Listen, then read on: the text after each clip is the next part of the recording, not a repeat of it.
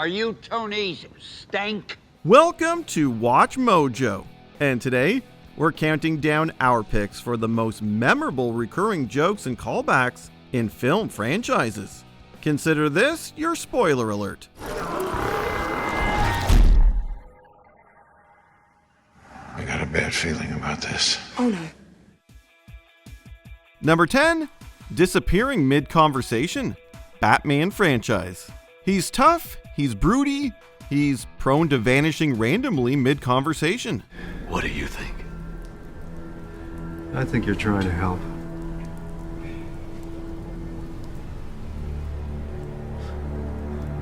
But I've been wrong before.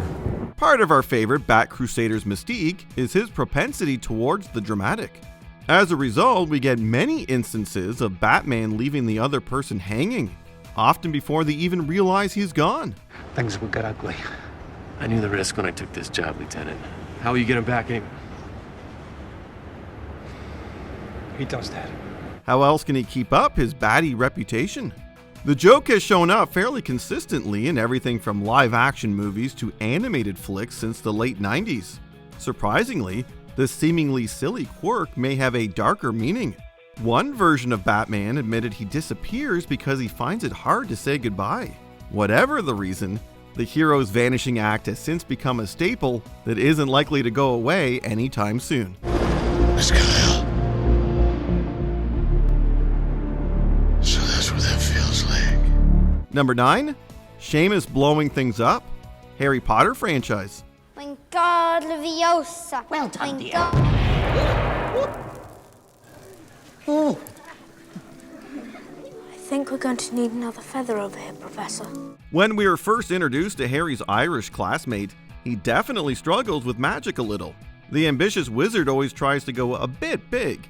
Unfortunately, that led to Seamus nearly blowing himself up on 2 separate occasions in the first film alone. I rabbit, harstring home. What's Seamus trying to do to that glass of water? Turn it to rum? I rabbit. Actually managed to eat tea yesterday. Before. A 6th film, Potions class, proved that he still had explosive bad luck.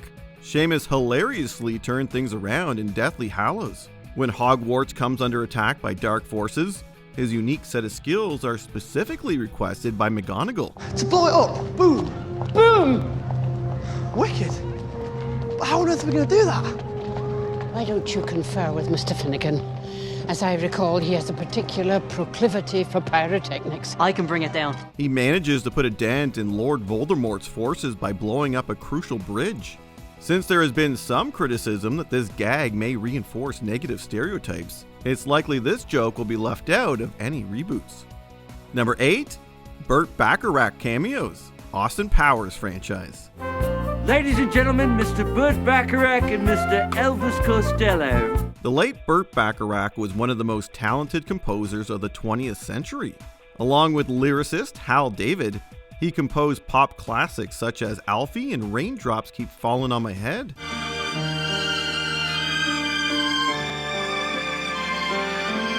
But did you know he made cameos as himself in the Austin Powers franchise? His first appearance was in Austin Powers' International Man of Mystery, where he can be seen playing the piano. Ladies and gentlemen, Mr. Burt Bacharach. What the world needs now.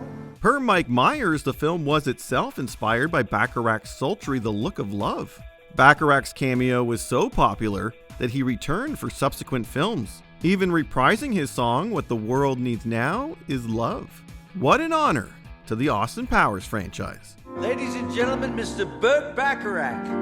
What the world needs now is love, sweet love. Number 7, They Look Too Old. Jump Street franchise. You look really old. Were you held back or something? Or? No. You look super young. Were you held forward? In this multimedia franchise about police detectives going undercover at a high school, age-related jokes were bound to occur. Jonah Hill and Channing Tatum's flabbergasted reactions towards the youth is a constant winner. Things have changed considerably since the two leads' high school days, which brings about hilarious generational clashes. The gag also doubles as meta-commentary on Hollywood's casting actors in their 20s and 30s as teens.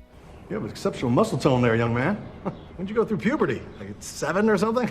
Look like you're in your mid-20s for crying out loud. Sure enough, Hill and Tatum don't look too out of place compared to their supposedly high school counterparts. Since this franchise likes to lean on the fourth wall, the characters are taken to college in the sequel, but the criticisms about their age still don't go away. I'm just saying it's like all fun and games, and then you wake up in bed next to a 40-year-old freshman. I'm 19, so... 19 minutes late to Pinochle? Where you're meeting your old friends in the park? Number 6, Hoffman, Sam Raimi's Spider-Man franchise. Mr. Jameson, Spiderman. Hoffman? Yeah? Call the patent office, copyright the name Green Goblin. I want a corner every time somebody says it. How about Green Meanie? Bosses insistently calling for their bumbling assistants has been a staple since Shakespeare. But there is perhaps no funnier example of this trope than in Sam Raimi's Spider-Man series. J.K. Simmons' J. Jonah Jameson frequently barks for Hoffman, an employee who appears faster and faster with each call. Hoffman! Yeah? What are we going to call this guy? Dr. Octopus. That's crap. At times, Jameson calls for Hoffman not even knowing he is already in the room. So ingrained is the reflex. Jameson also has a tendency to take Hoffman's suggestions as his own. Arguably the best part, Hoffman is played by Sam Raimi's real-life brother. This recurring sibling role was a brilliant bit of hilarious casting. You want a staff job and you want a staff job. Anybody care about what I want? I do. Shut up. Get out. Number 5, Cornetto Ice Cream, 3 Flavors Cornetto franchise. You want anything from the shop? Cornetto. This colorful gag is so integral to the franchise that it's its literal name. That's right, Shaun of the Dead, Hot Fuzz, and The World's End are connected movies known as the 3 Flavors Cornetto franchise. The delicious treat makes funny appearances in all 3 films in some fashion.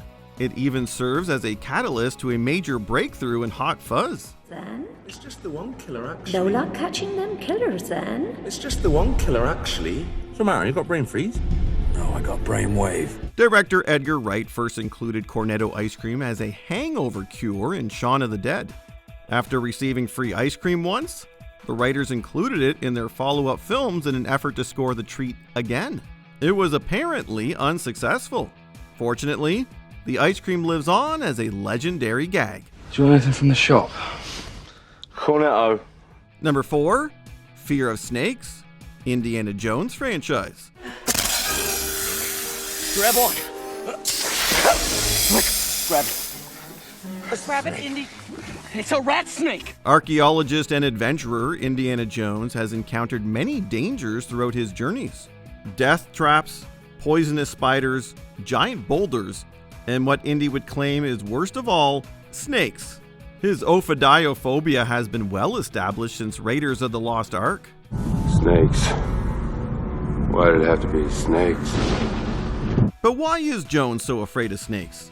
In Indiana Jones and the Last Crusade, it's revealed that, in his youth, he fell into a snake pit. Since then, he's had to confront his phobia multiple times throughout the films. Indiana even has to deal with their underwater counterparts. Ironically, most of his encounters have been with non-venomous snakes. Even the greatest of heroes must have one weakness to overcome. We feel you, Indy. It's not even poisonous. Now grab on. Go get something else. Like what? Like a rope or something.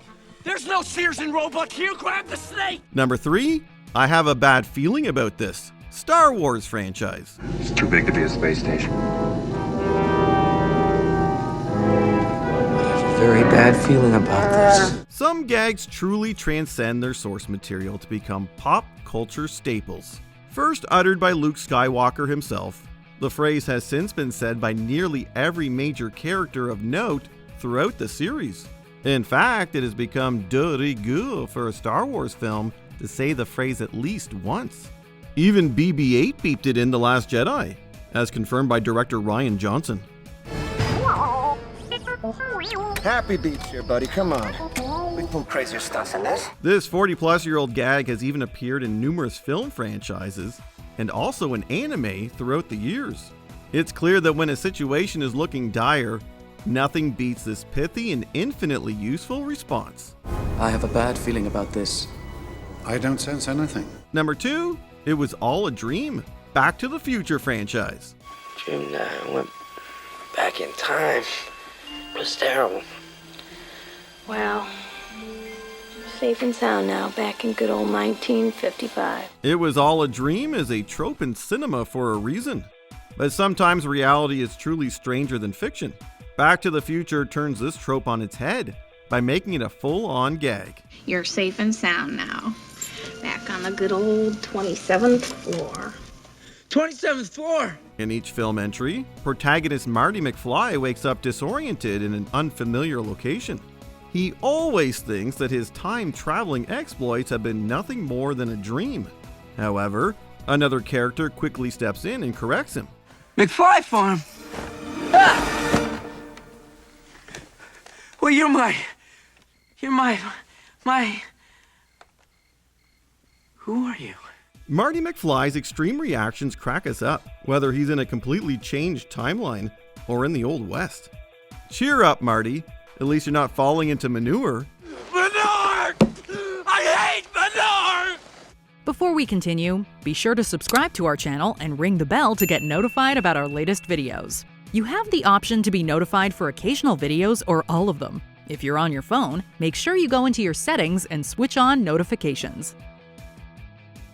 Number 1, Stan Lee, Marvel Cinematic Universe. Stop trying to scare us. Come on. All right.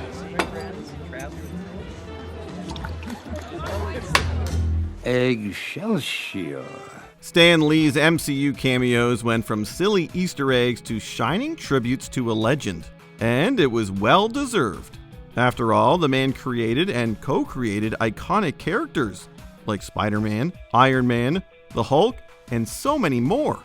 As a token of his huge influence, there was a time where no MCU film was complete without some kind of appearance from Lee.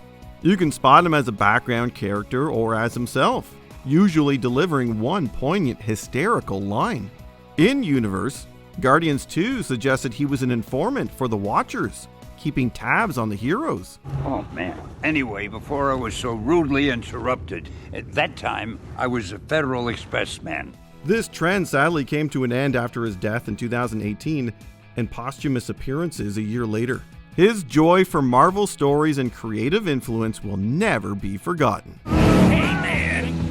Make love, not war! What other movie running gags gave you a very good feeling about all of this? Let us know in the comments below. Gee, I've got so many more stories to tell. Guys. Oh, gee. Did you enjoy this video? Check out these other clips from WatchMojo, and be sure to subscribe and ring the bell to be notified about our latest videos.